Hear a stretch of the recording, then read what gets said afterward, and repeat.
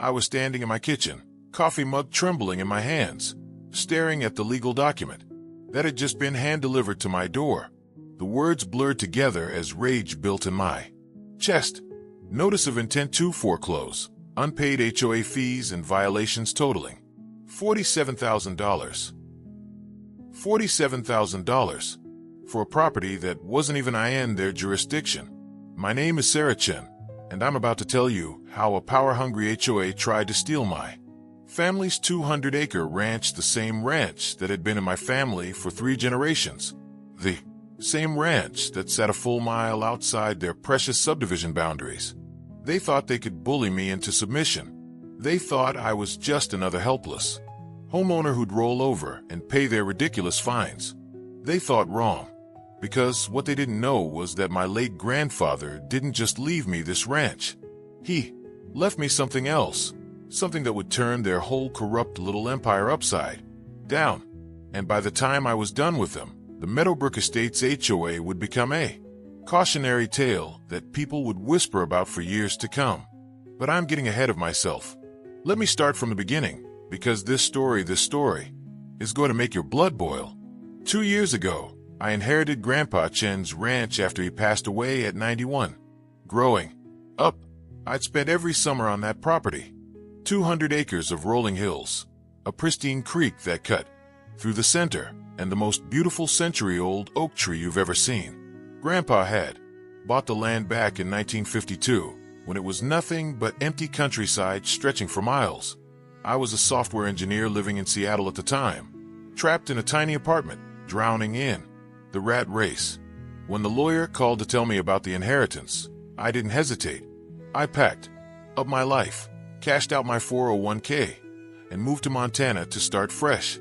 The ranch house was exactly as I remembered it, weathered with siding, wraparound porch, and windows that looked out over endless meadows where Grandpa used to graze his cattle. It needed work, sure, but it was home. Real home, in a way my city apartment never was. For the first 6 months, life was perfect. I worked remotely, spent my mornings riding the old trails on horseback, and my evenings fixing up the house. The nearest neighbor was Mrs. Patterson, a sweet 70-year-old widow who lived about half a mile down the road. Beyond that, nothing but peace and quiet. Then Meadowbrook Estates happened. I first noticed the construction trucks in early spring. They were building what looked like a massive subdivision about a mile to the east of my property. Day after day, I'd watch bulldozers clear the land, concrete trucks pour foundations, and eventually, cookie-cutter houses spring up, like mushrooms after rain. At first, I didn't think much of it. Progress, right? More neighbors meant more local businesses. Maybe even better internet service eventually. I was actually optimistic. The first red flag should have been when they installed that gaudy stone entrance with Meadowbrook Estates, a premium community carved into it. The second red flag was when they put up that fence. Not just any fence, but an 8-foot-tall monstrosity of wrought iron and stone that screamed, "Keep the riffraff out." But the biggest red flag? That came in the mail 3 months later. I was bringing in groceries when I saw the certified letter wedged in my mailbox. The return address read Meadowbrook Estates Homeowners Association, urgent compliance. Notice. My heart sank before I even opened it. Dear property owner, it began. It has come to our attention that your property at 1247 Canyon Ridge Road may be in violation of several community standards and covenants.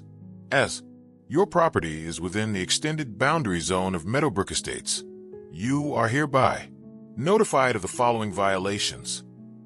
I read that first line 3 times before the absurdity hit me. Extended boundary zone?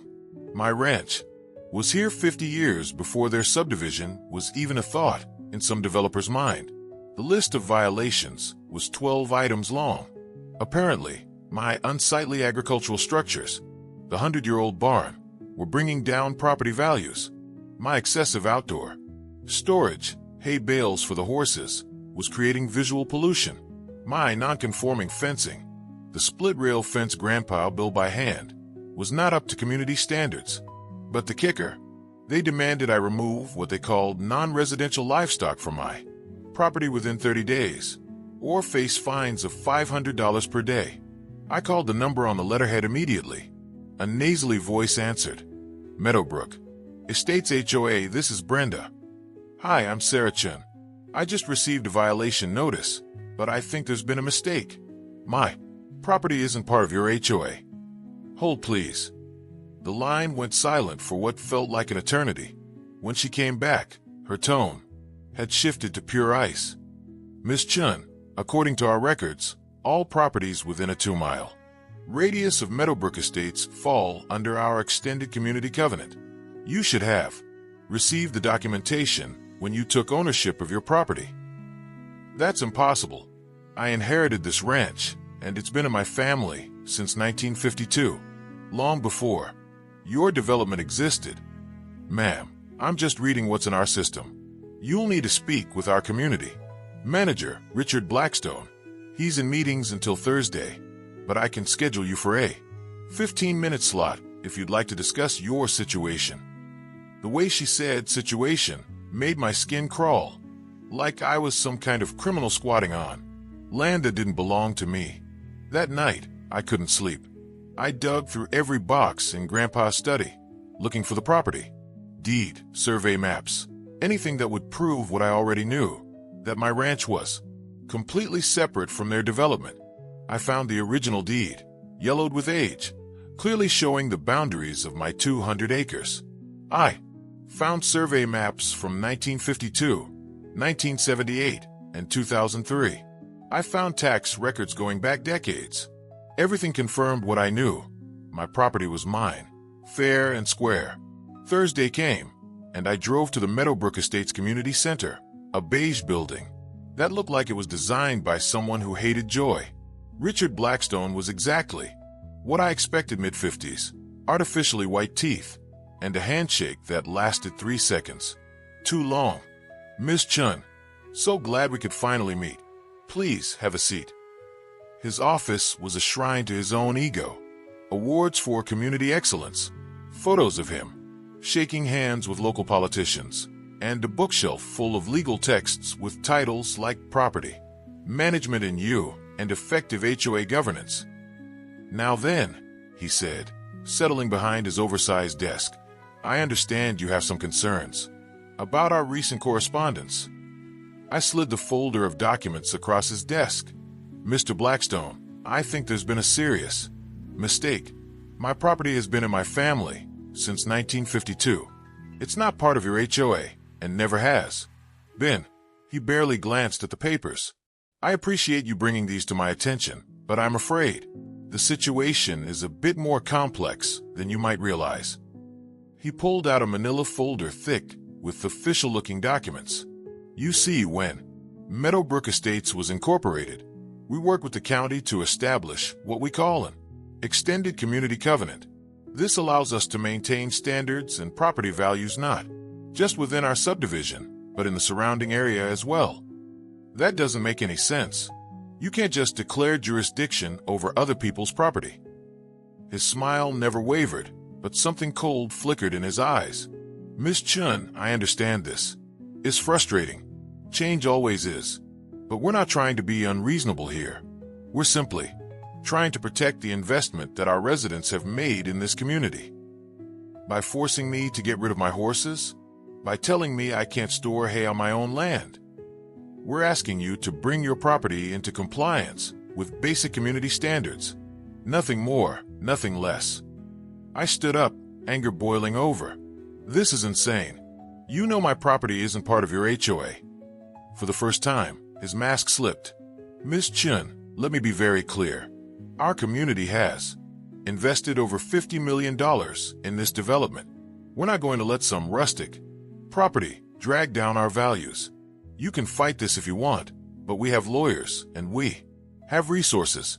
Ask yourself, how long can you afford to fight us? That night, I called every property attorney in a 100-mile radius. 3 hung up when I mentioned Meadowbrook Estates. 2 said they had conflicts of interest. The rest quoted fees that would bankrupt me before we even got to trial. But the harassment was just getting started. The next week, I found HOA violation notices taped to my gate every single day. Unpermitted. Signage for the hand-carved wooden sign that said Chin Ranch, the same sign that had been there since I was a kid. Noise violations for my rooster crowing at dawn. Environmental hazards for the compost pile I used for my vegetable garden. Each violation came with a fine. $50 here, $200 there. Within 2 weeks, they claimed I owed them over $3,000. Then they started showing up. I was mucking out the horse stalls when I saw the white SUV parked at the end of my driveway. 2 people with clipboards and cameras, photographing everything they could see. When I walked toward them, they drove off. This happened 3 more times that week. The breaking point came on a Tuesday morning in late June. I was having coffee on my porch when I heard my horses whinnying in distress. I ran to the paddock and found a man in a suit, trying to put halters on Midnight and Sage, my 2 rescue horses. "What the hell do you think you're doing?" I screamed, vaulting over the fence. The man, young, maybe mid-20s, clearly some kind of low-level employee, dropped the halters and backed away. "Ma'am, I'm with Animal Control Services. We have a report of neglected livestock on this property." Neglected? These horses are in perfect health. He fumbled with his paperwork. According to this complaint, these animals are being kept in substandard conditions, inadequate shelter, and, pose a threat to community safety. Community safety? They're in a locked paddock on my own property. That's when I saw him, Richard Blackstone, standing at the edge of my property line, arms crossed, watching the whole thing with that same cold smile. I walked over to him, fighting every instinct to punch him in his smug face. "This is harassment. This is community protection, Miss Chun. If you can't properly care for your animals, get off my property. Now." Actually, I'm standing on the county road easement. Completely legal. He was right, and he knew it. And I could see in his eyes that this was just the beginning. That night, I sat on my porch until well after midnight, watching the lights in Meadowbrook Estates twinkle in the distance. For the first time since moving to the ranch, I felt truly alone. These people had money, lawyers, and apparently the local government in their pocket. But they had made one crucial mistake. They assumed I would give up. I didn't sleep that night.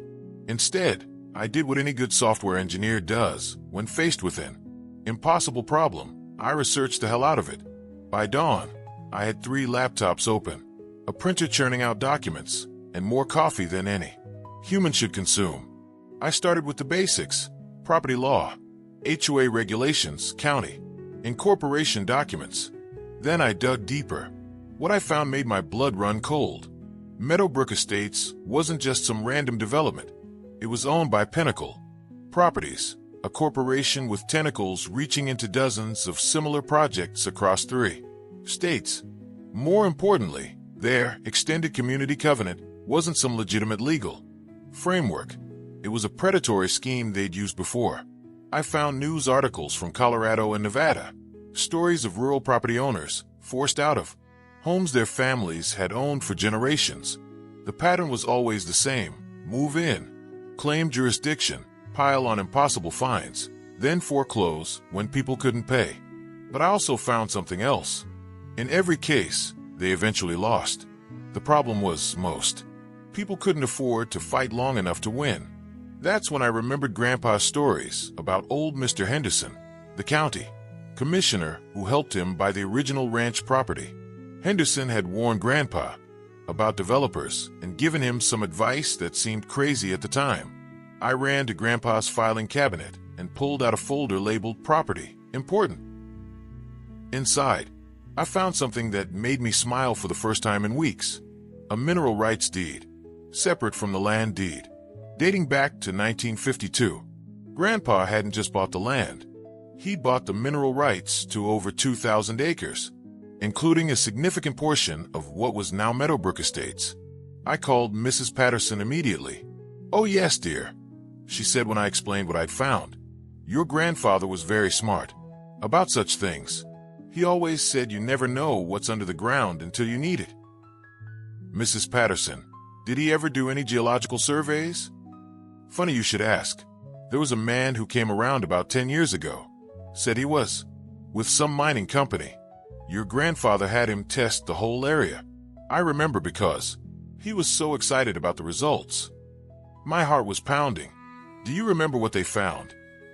Well, I don't understand all the technical terms, but he said there was a fortune in gravel and limestone under the ground. Perfect for construction, apparently. I hung up and immediately called the county recorder's office. It took 3 hours and 2 transfers, but I finally reached someone who could help me understand what I was looking at. Ma'am, according to these documents, your grandfather owns the mineral rights to, let me see. Here, sections 12, 13, 14, and parts of 15 and 16. That's a lot of land. Including the land where Meadowbrook Estates is built. It appears so, yes. These are properly recorded and up to date on taxes. Very valid claims. That night, I started making phone calls. First to a property attorney in Billings who specialized in mineral rights, apparently one of the few areas of law where the little guy sometimes wins. Then to geological survey companies. Then to construction material suppliers. Dr. Amanda Rodriguez, the attorney, agreed to meet with me the next day. She was nothing like the other lawyers I'd spoken with, mid-40s, boots instead of heels, and an office that looked like it belonged to someone who actually worked for a living. Miss Chun, this is fascinating. Your grandfather was incredibly smart to separate these rights. Do you have any idea what kind of reserves we're talking about? I showed her the geological survey I'd found hidden in another of Grandpa's folders. Her eyes widened as she read. This is substantial. We're talking about millions of dollars worth of construction-grade gravel and limestone. And according to these mineral rights, any extraction on this land requires your explicit permission, even on developed property. Especially on developed property, the mineral rights supersede surface rights in most cases. If there's ever a conflict, mineral rights typically win. That's when the plan started forming in my mind. Dr. Rodriguez, what would happen if I decided to exercise these mineral rights? She leaned back in her chair, a slow smile spreading across her face. Well, that would depend on how you wanted to proceed. But theoretically, you could halt all construction in the area, require geological assessments of existing structures, and potentially demand compensation for any materials already extracted during construction. What kind of compensation? Based on current market rates for construction materials, we could be talking about several $1 million, plus ongoing royalties for any future extraction. I felt a surge of hope for the first time in weeks. And if they've been harassing a mineral rights holder, that gets into interference with business operations, intentional infliction of emotional distress, and potentially criminal harassment. Montana takes mineral rights very seriously, Ms. Chun, especially family operations that have been in place for decades. I left her office with a plan. It was risky, it was bold, and it would probably make a lot of people very angry. But for the first time since this nightmare started, I felt like I had a fighting chance. That afternoon, I drove to the Meadowbrook Estate sales office. The same perky blonde who'd been selling houses to eager buyers greeted me with a big smile. Are you interested in one of our beautiful homes? We have several models available for viewing. Actually, I'm here about mineral rights. I own the extraction rights to this entire area, and I need to discuss potential conflicts with existing development. Her smile faltered. I'm not sure what you mean. I mean that every house in this development was built on land where I own the mineral rights. I need to speak with whoever's in charge of legal compliance. She stammered something about calling her manager and disappeared into the back office. 5 minutes later, Richard Blackstone emerged, his face red, with barely controlled rage. Miss Chun, what a surprise. Mr. Blackstone, I think we need to have a conversation. The meeting was scheduled for the next morning at 9 a.m. I arrived with Dr. Rodriguez and a thick folder of documents. Blackstone had brought 2 lawyers of his own, both in $1,000 suits that screamed big city intimidation. The conference room at the Meadowbrook Estates Community Center felt like a courtroom. Blackstone sat at the head of the table like some kind of corporate king, flanked by his legal team. But for the first time since this whole ordeal began, I wasn't nervous. I was ready. "Gentlemen," Dr. Rodriguez began, sliding copies of the mineral rights deed across the table.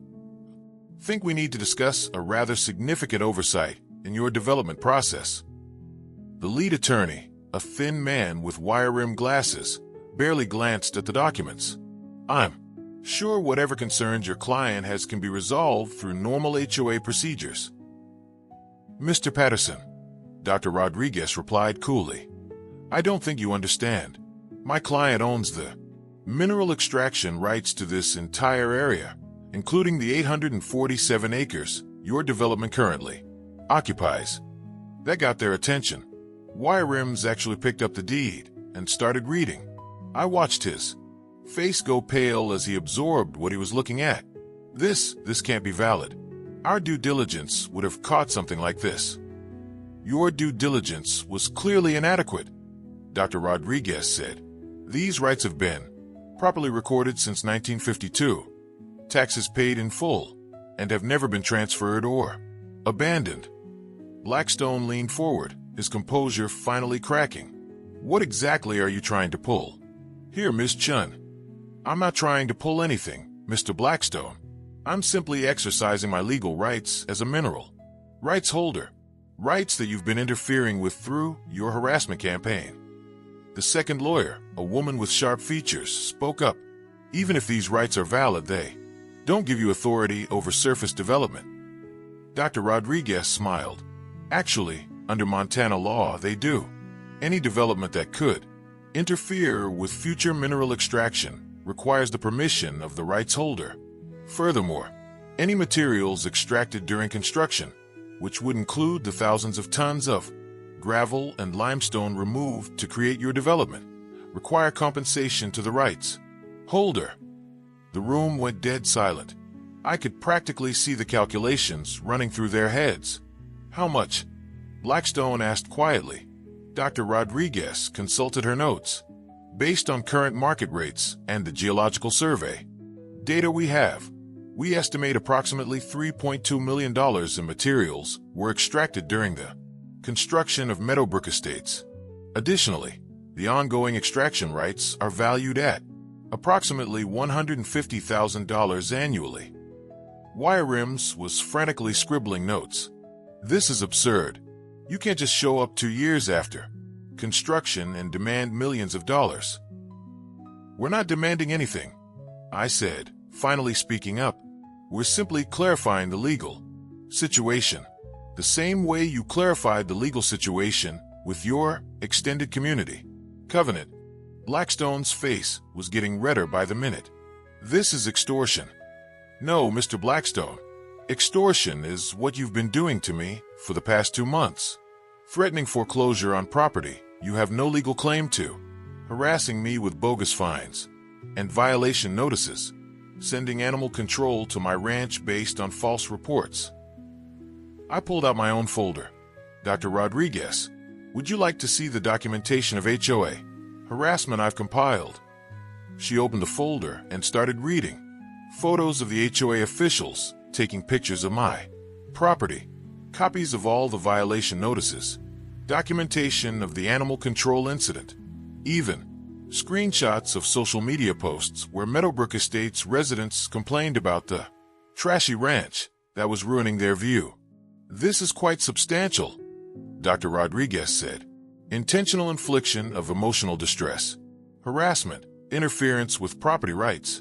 I'd say we have grounds for significant damages, beyond just the mineral extraction compensation." The sharp-featured lawyer was typing furiously on her laptop. After a few minutes, she whispered something to Blackstone. His face went from red to white. "What would it take," he said slowly, "to resolve the situation?" Dr. Rodriguez looked at me. We discussed this moment, but I wanted to savor it for just a second longer. "It's quite simple," I said. "First, Meadowbrook Estates withdraws all claims to jurisdiction over my property. Forever. No more HOA violations, no more fines, no more harassment of any kind. Done, Blackstone said immediately. Second, you remove my property from any and all HOA documentation, maps, or marketing materials. You publicly acknowledge that the Chun Ranch is not part of your development and never has been. Rims nodded reluctantly. Third, you pay all legal fees I've incurred fighting your harassment. Dr. Rodriguez will provide you with the invoice. The lawyers exchanged glances, but didn't object. And finally, I said, pausing for effect, you pay fair market compensation for the mineral extraction that occurred during your construction. We're prepared to accept $2.8 million as a settlement, payable within 60 days. The room erupted. Blackstone started shouting about lawsuits and appeals. Rims was frantically flipping through legal texts. Sharp Features was on her phone, presumably calling someone higher up the food chain at Pinnacle Properties. Dr. Rodriguez waited for the chaos to die down before speaking again. Gentlemen, before you reject this offer, I should mention one more thing. We've already filed preliminary paperwork to halt all ongoing construction in the development pending resolution of the mineral rights issue. That injunction goes into effect in 72 hours unless we reach an agreement. The silence that followed was deafening. You can't do that, Blackstone whispered. We absolutely can, Dr. Rodriguez replied. And we will. You have 43 houses under construction right now, representing approximately $18 million in potential sales. How long can Pinnacle Properties afford to have those sales halted? The lawyers huddled in whispered conversation for nearly 20 minutes. Finally, Rims cleared his throat. We're prepared to accept your terms, with 2 modifications. First, we need 90 days to arrange payment. Second, we want a comprehensive agreement that releases Pinnacle Properties from any future claims related to mineral extraction on the developed portions of the property. I looked at Dr. Rodriguez, who nodded slightly. Acceptable, I said. With one addition. I want Richard Blackstone personally removed from any position of authority in this HOA. He's proven himself unfit for the responsibility. Blackstone started to object, but Sharp Features put a hand on his arm. Agreed, she said.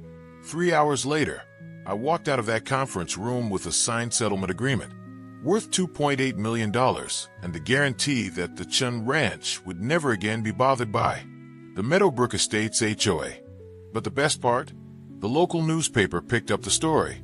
Within a week, 3 other HOAs in the area quietly settled with rural property owners they'd been harassing. And Richard Blackstone, last I heard, he was selling insurance in Tucson. The settlement money allowed me to do everything I dreamed of for the ranch. I renovated the house, updated the barn, and installed solar panels that made the whole operation completely self-sufficient. I bought 6 more rescue horses and started a program for troubled teens to learn responsibility and confidence through working with animals. Most importantly, I hired the best property attorney in the state to review every inch of my land rights. Turns out Grandpa had been even smarter than I realized. He'd also secured water rights, grazing rights, and something called scenic easements that would prevent any future development from blocking the mountain views from the ranch. Mrs. Patterson became my closest friend and unofficial grandmother. She told me stories about Grandpa that I'd never heard before, how he'd spent years researching property law after watching other ranchers get cheated by developers, how he'd specifically bought extra land and rights to protect not just his own family, but the families who would come after him. The Chun Ranch is thriving now. I've got a waiting list of kids who want to work with the horses. The local vet college sends students here for hands-on training, and twice a week I give tours to urban families who want their children to understand where food actually comes from. Meadowbrook Estate still exists, though it's much quieter now.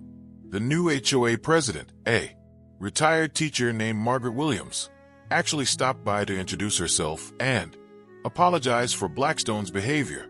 She invited me to their community barbecue, which I politely declined, but I appreciated the gesture. The funny thing is, some of the Meadowbrook residents have become my best customers. It Turns out that people who pay premium prices for rural views also want premium organic vegetables and farm fresh eggs. I've got a weekly delivery route now that brings in more money than my old software job ever did. But beyond the money, beyond the vindication, beyond the satisfaction of watching Richard Blackstone slink away in defeat, this experience taught me something invaluable about the power of preparation and persistence. Grandpa Chun understood something that I didn't appreciate until I was forced to fight for it. Freedom isn't just about owning land. It's about understanding exactly what you own, knowing your rights, and being prepared to defend them against people who will try to take advantage of your ignorance or your fear. Every time I ride out to check on the horses, I pass that gaudy Meadowbrook Estates entrance. Sometimes I smile, thinking about how different things could have been if they just left me alone. But then I remember that bullies never leave people alone until someone stands up to them. The Chun Ranch isn't just my home anymore. It's a testament to the idea that you don't have to be rich or powerful to fight back against injustice. You just have to be right, and you have to be willing to do the work. And sometimes, if you're really lucky, your grandfather leaves you exactly the tools you need to win. These days, when people ask me about dealing with HOAs or developers or any kind of institutional bullying, I tell them the same thing Grandpa used to tell me. Know what's yours, know what's not, and never let anyone convince you that wrong is right just because they're louder than you. The sunset looks different from my porch now, not because the mountains have changed, but because I know with absolute certainty that this view, this land, this life, this freedom can never be taken away from me again.